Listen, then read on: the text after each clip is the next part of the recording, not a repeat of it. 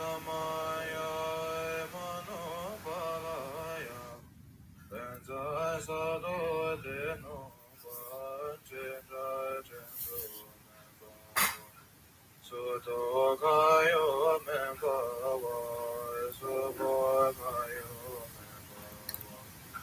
Anurando Membawa Sarva Siddhi Medrayantu Sarva Karma Suzame Siddhamashya Guru Ahoy Bhagavan Sarva Dada Ganda Benjarai Mame Benja Benjam Bhava Mai Samaya Santo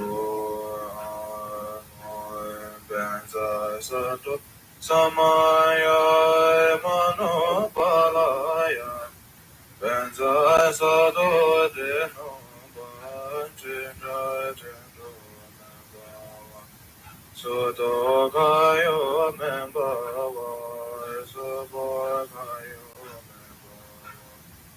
Anurando Membawa Sarva Siddhi Medrayantu Sarva Karma Suzame Siddhamashya Guru Ahoy Bhagavan Sarva Dada Ganda Benjarai Mame Benja Benjam Bhava Mai Samaya Santo Benja Santo Samaya Manopalaya Benja Sado Deno Bachinda Jindu Nambava Sudo Kayo Membawa Subo Kayo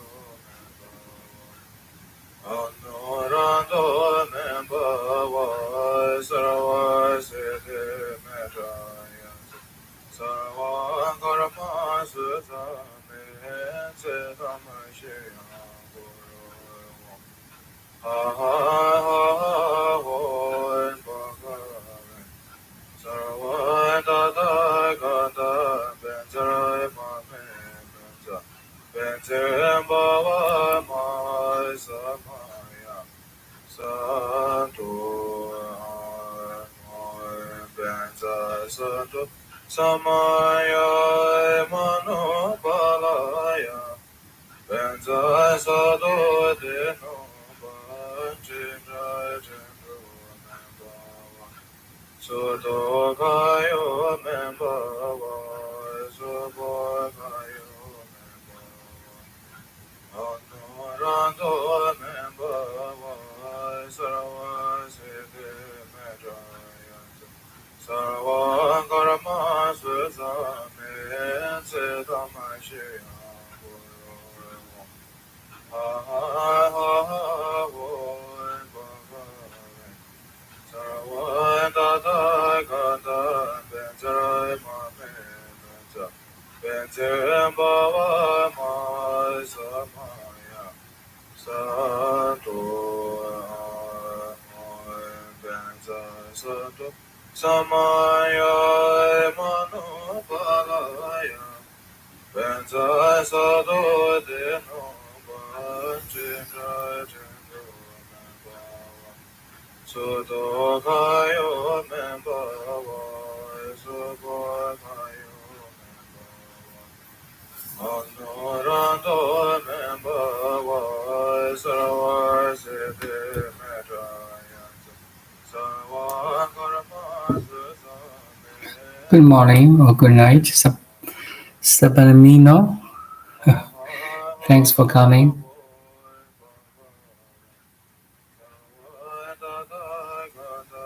How are you?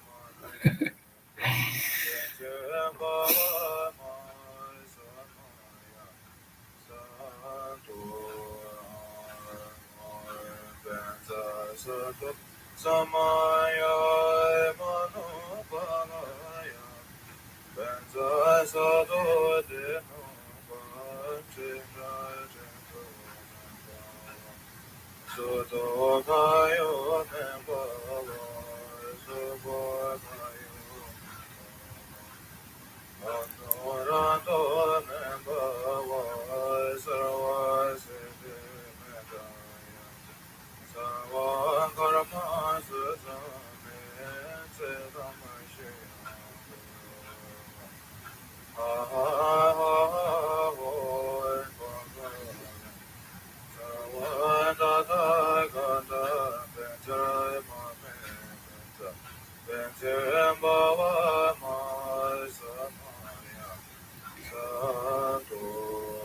Do you have any questions to ask? Sometimes I find it's the best teachings in silence.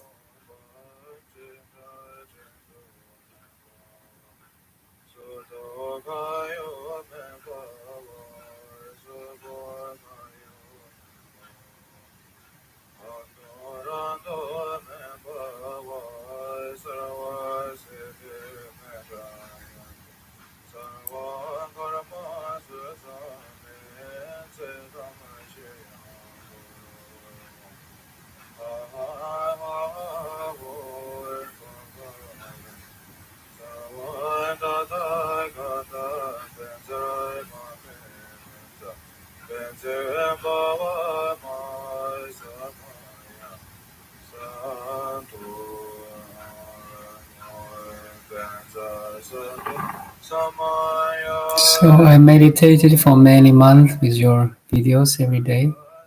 Congratulations. And I can feel my true I am without thinking.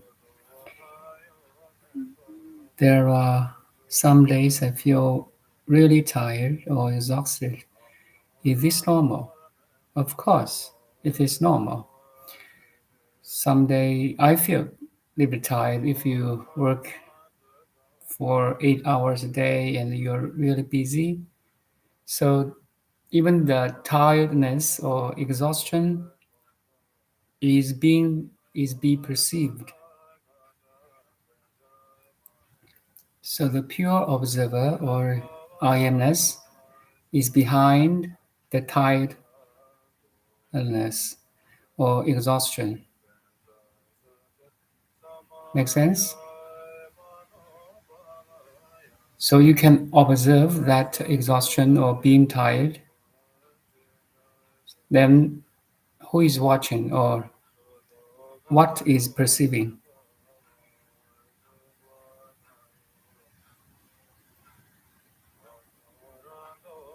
Stay in that observation.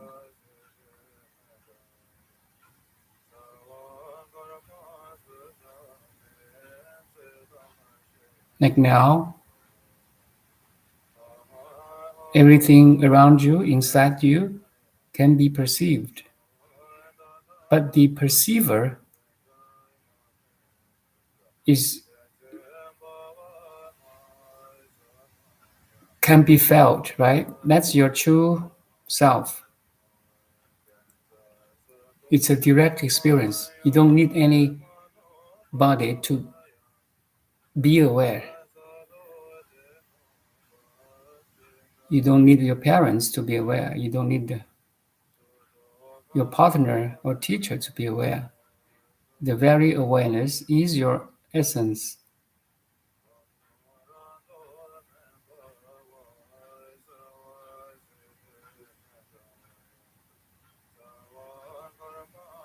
So you mentioned that you can be in the state of awareness or I-am-ness without thinking. That's very good. Sometimes also try think and be. Do you follow? So your awareness or your true self is not subject to thinking or non-thinking.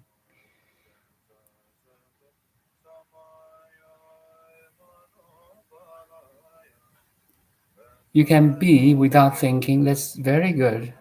Very good. And I will say that's the first step.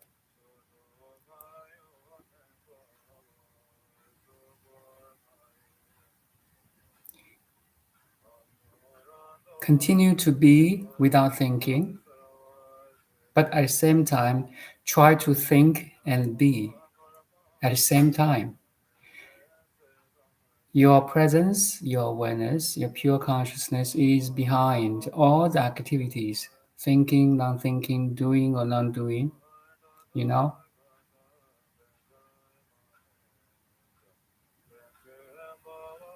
Now you're listening to me, you have certain level of understanding or thinking in your mind. Does that change your I-am-ness?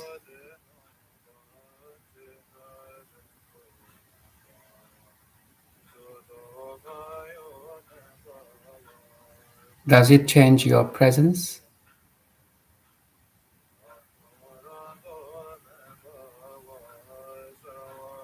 Is this called ego death when my life becomes no more enjoyable like before? For example, I want to enjoy my hobbies, but I can feel the enjoyment like in the past.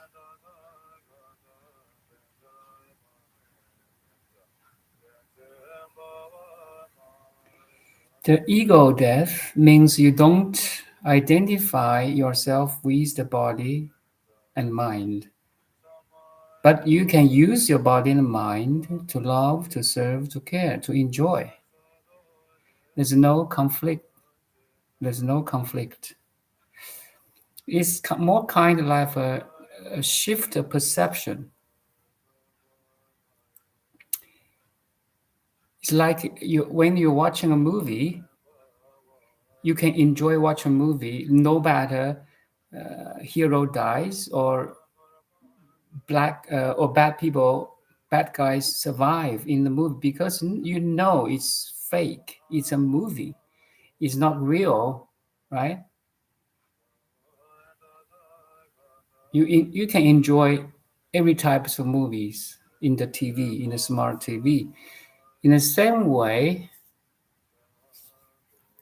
you can enjoy everything in your life because now you know fundamentally they are not real. It's a play of a cosmic intelligence.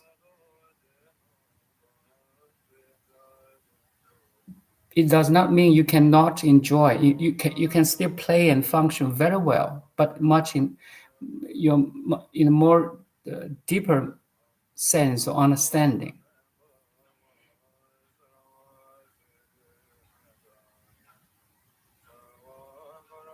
When ego dies, you should enjoy more instead of enjoy less.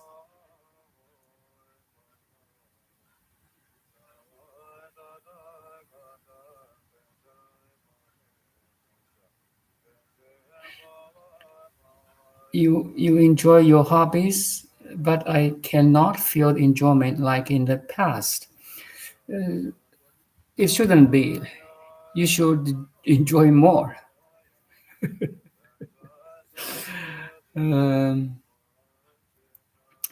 Sometimes, for your case, I mean, we separate the subject with the object. So, subject you, the pure observer, is separated from the object.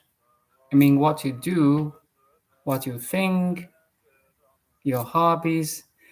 It's the first step. For this separation between the pure observer and the observed is a process of letting go or de-attach, especially for things that bothers you. But for it to enjoy the life, you should have to reach the second step. That form is emptiness. Everything you can see, you can touch, you can feel is part of you. Is really magic. So that's the second step. So instead of separation, now there's a union. So for the beginners, we need to be very careful.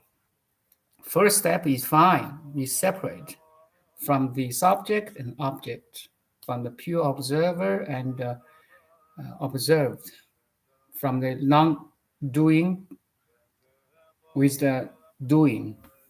That's the first step. But there's the second step should be union. You unite yourself.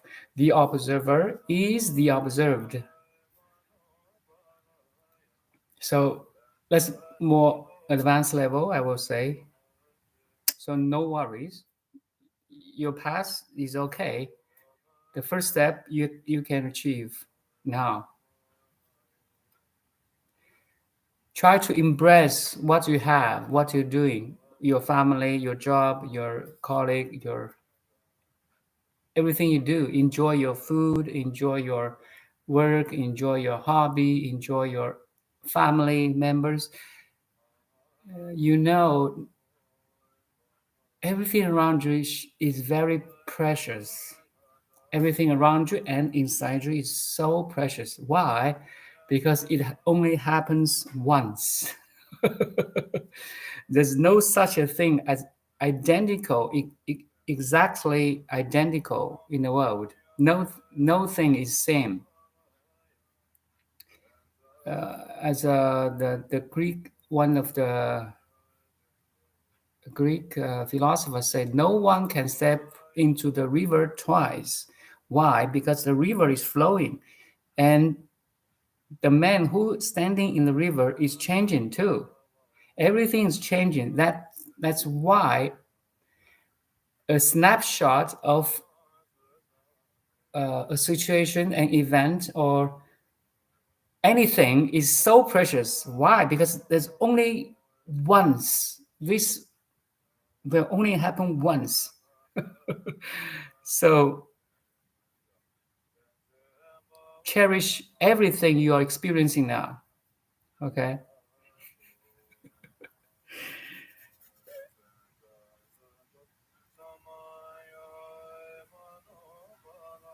Now I'm talking to you, you're listening to me. This same identical event or situation or experience can only happen once.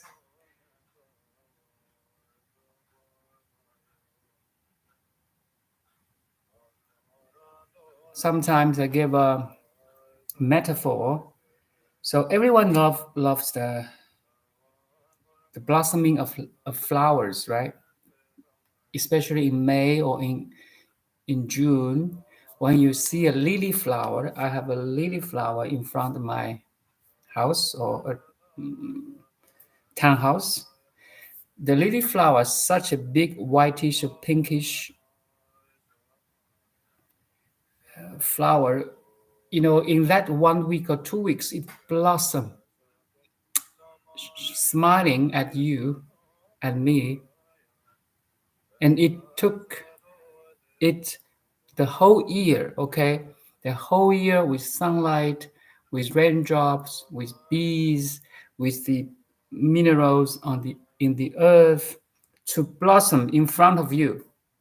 That's why we cherish it, and it's so beautiful. In 2 weeks, it will fade and disappear. That's that's why we cherish the flower blossoming, right? Because it only happens at spring in 2 weeks or 3 weeks. Depends on the types of flower. In the same way, you cherish everything happening to you because it only happens one time. Everything is moving, changing. That's the wisdom you can draw from your pure observation.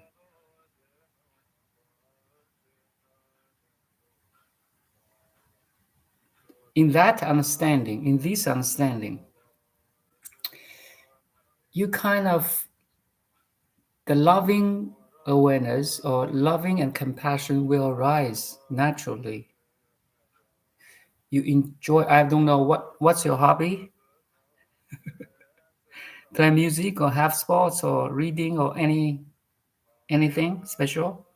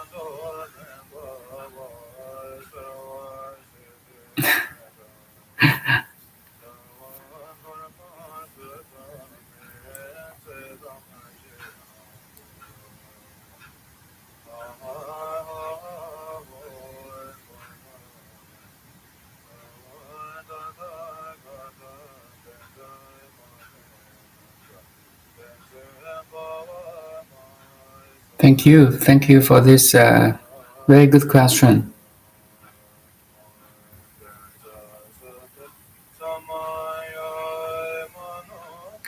So again, the meditation, the first step of meditation is to have that separation between the observer, the pure awareness, and the observed or the contents of awareness. That's your first step. And it's essential in the path of awakening because how to say it's back to the inner stillness or silence. It's a process of back to the inner stillness. You can establish that power of pure observation. Sometimes we call letting go. We let go the stuff or worldly situations that bothers us, like the trauma, like a stress, like anything that disturbing your mind. So it's the first step to have that separation or space. You can establish that safe zone, the space, safe space. You can observe this, observe all that disturbing elements in your life. No matter it's a people, it's a memory, it's an old situation. I mean, it's a memory or life situation, or it's your plan in the future you want to achieve, but now you have a lot of competition or like obstacles in your achievement. So you can separate all the disturbing or blockade, how to say the blockages from your inner stillness and re-establish your inner stillness because now you can separate, right? But this is not ultimate teaching of Buddha. Ultimate teaching Buddha is non-duality. Okay, so non-dual. If you really understand the meaning of non-dual or non-duality, it's really actually non-duality is the essence teaching of Buddha. First step, separation. Second step, union or non-duality or non-dual. Form is no different from emptiness, and emptiness is no different from form. That's from the Heart Sutra, right? Form is emptiness, emptiness is form. So you are what you're doing, you are what you're thinking, you are what you behave. The world you're projecting now as your family, as your job, as your study, as your hobby, as your interest, as anything is you. So the whole world is you, yet only you. Play and enjoy. That's my quote.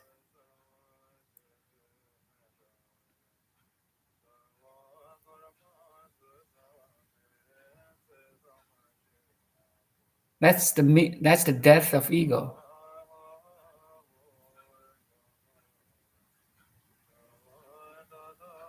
Death of the ego means you can disidentify.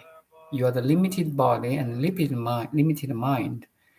But it does not mean that you ignore the body and mind. Okay, you can use your body mind to serve, to love, to play, to have fun, to enjoy, to study, to experience.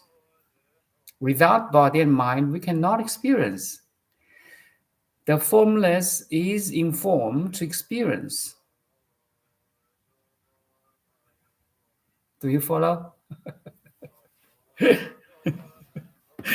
Thank for God, you have the body and mind.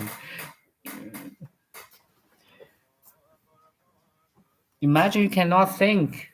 Imagine the disabled person who has mental disorder. They cannot remember. They cannot think. They cannot think logically. It's a tragedy.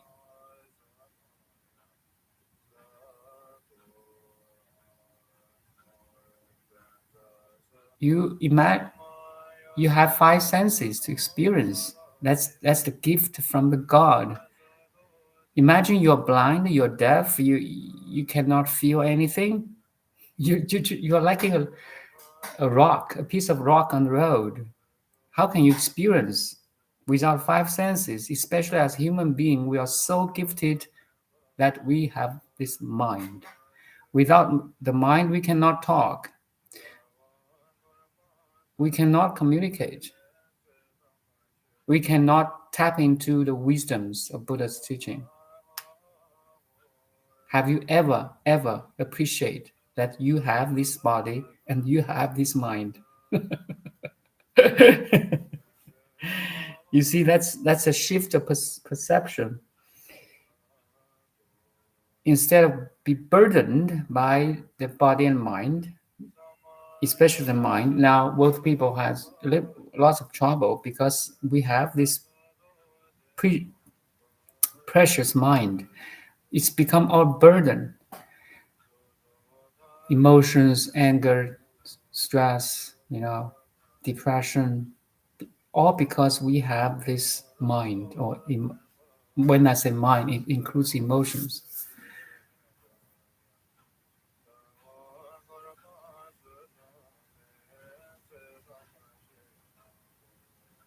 Mind is Buddha. That's the highest teaching of Buddha from Chan, from Zen.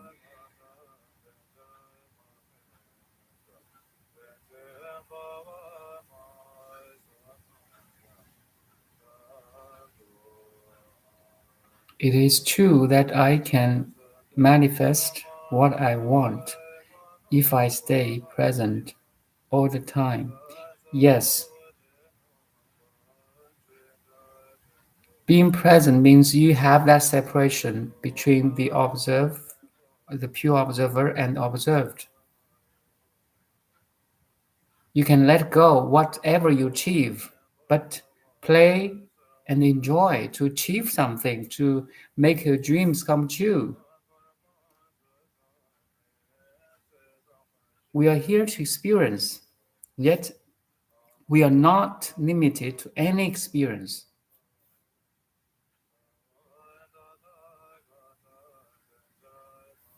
We're not bounded by any experience. So we are not prisoned by any manifestation. Yet we can enjoy any manifestation. Make sense to you?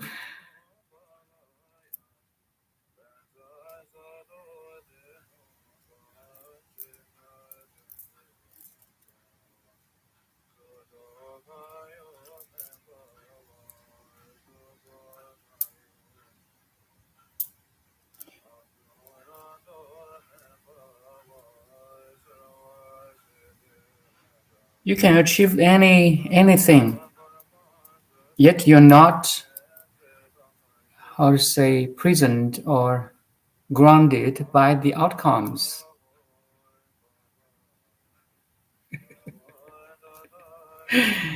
You can serve. If you're capable of doing anything, why not?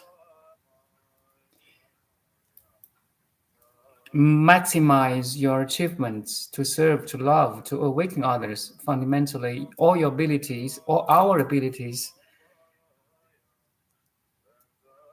or capabilities is to awaken others,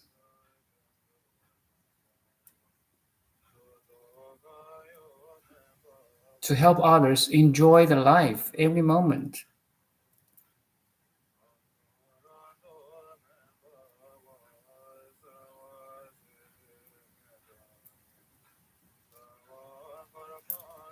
To help others to, how to say, to be free from suffering or dissatisfaction or unhappiness. So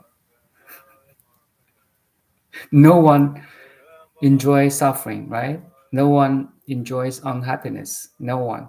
Everyone want to be happy. Everyone want to be healthy, wealthy, accomplishing. But the worldly people try to achieve all the dreams externally only. It's a wrong direction. We should check in first. I mean, look inward first. And to really understand who we are, the nature of who we are, or what I am. Then, from that authentic understanding, the wisdoms, the true happiness will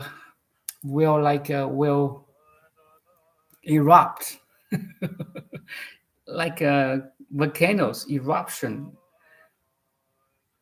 The source is already in every one of us. So the how to say outgoing activities, like you try to make a dream come true. Everyone have desires, have a deeper meaning. Every word you say, every activity you do have a deeper meaning, has a deeper meaning. Because now everything comes from the source.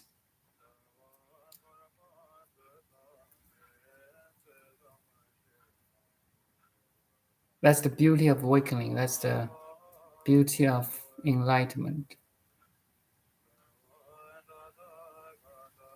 Nothing will worry you or will suffer you anymore. Because you know all the sufferings, all the this unsatisfaction are wrong view, are illusory. It's crazy. The whole world changes because now your perception changes. Sometimes I give an example or metaphor, uh, kaleidoscope. I think it's the kaleidoscope, right? This kind of mirror-like scope. When you turn or spin a little, very tiny angle, it's a tube-like scope, right? So when you change a little bit, the whole thing changes. Kaleidoscope, right? I think I'm right. Yeah, kaleidoscope.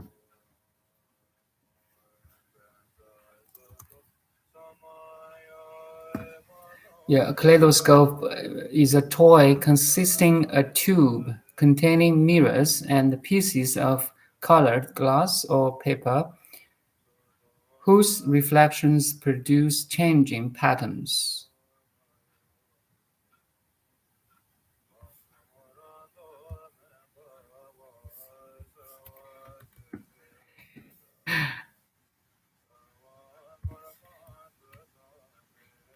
It's like you can change your perception. Now everything changes. That's the called awakening.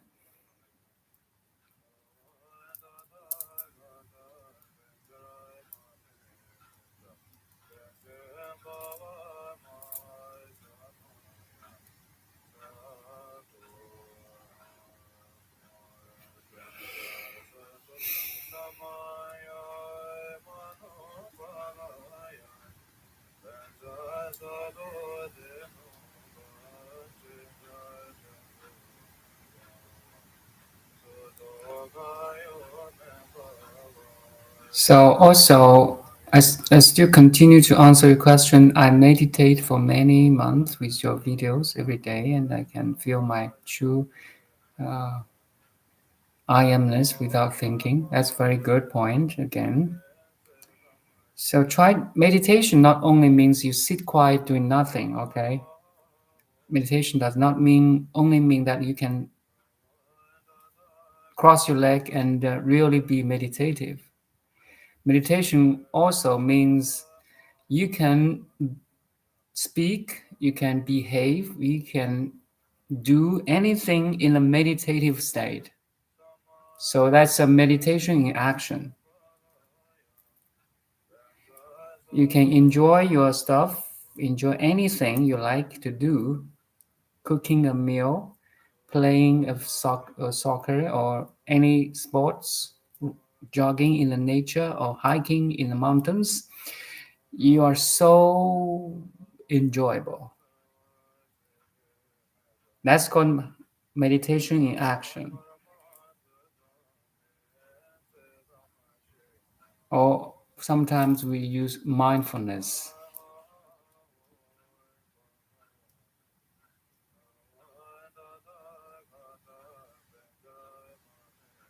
You are in the flow, that's all. You are in the flow of cosmic ocean.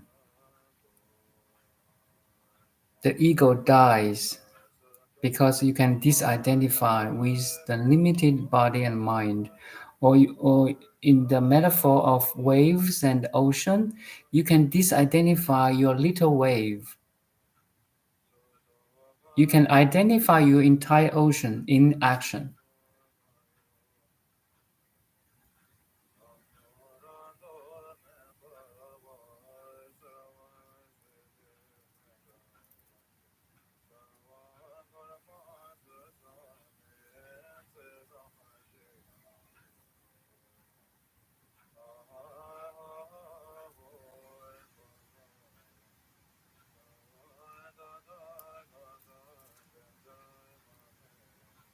When ego dies, it becomes more enjoyable because this enjoyment or joy comes very naturally from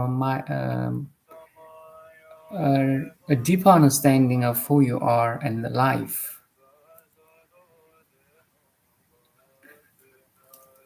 It's crazy. I try to express it by words, but actually it's inexpressible by words.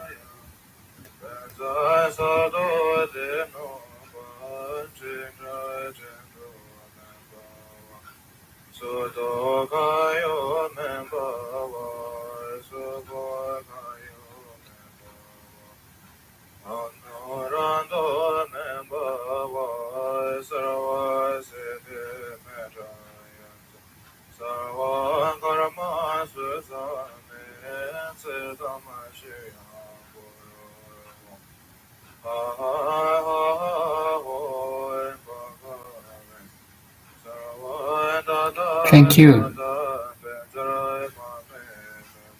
So, one suggestion for you is always back to the inner peace and calm, to be a mirror, to see your reflections around you and inside you.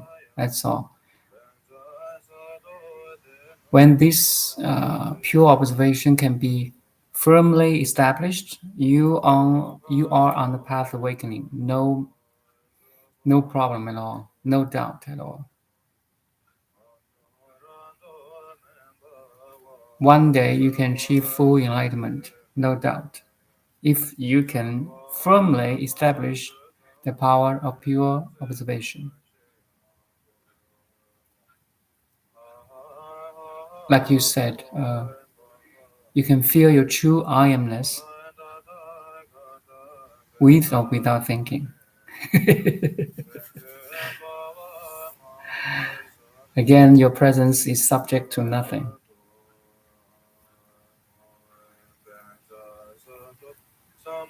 Your presence is the presence of God.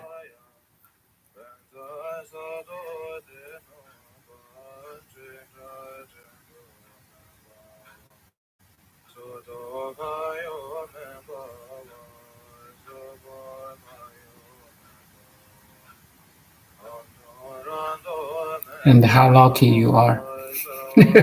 How lucky we are. How fortunate we are.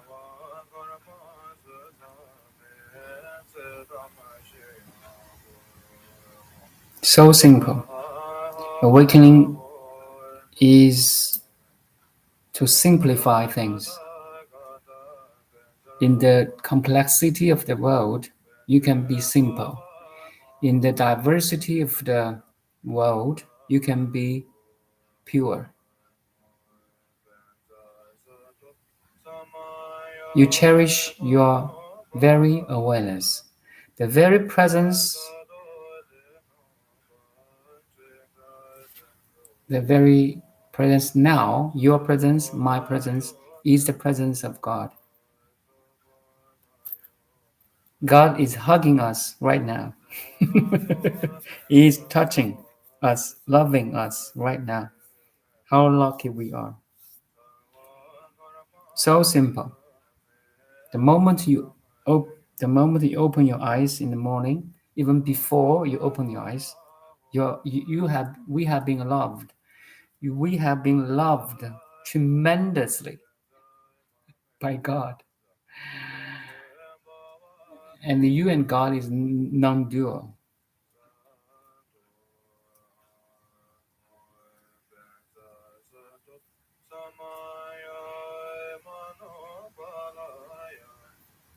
Or let's say by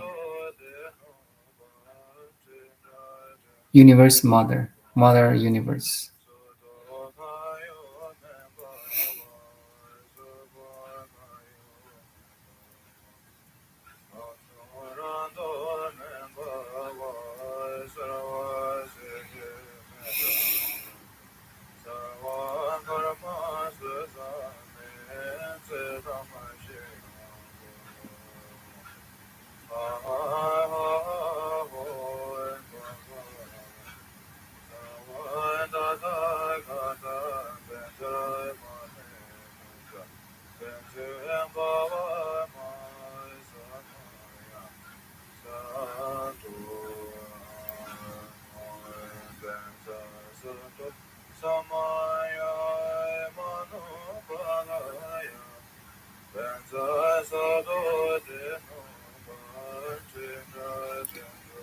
Okay, if no further question, let's end this session in silence again.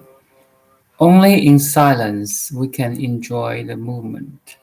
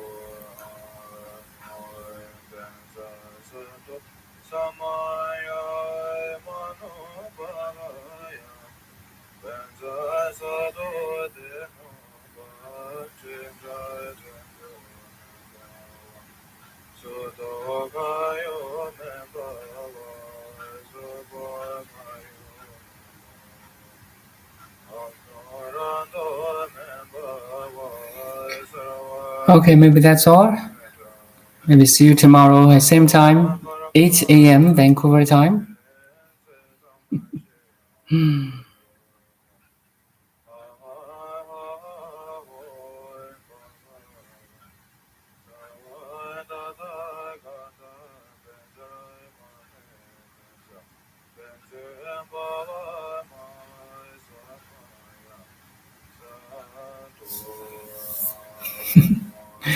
Thank you. See you.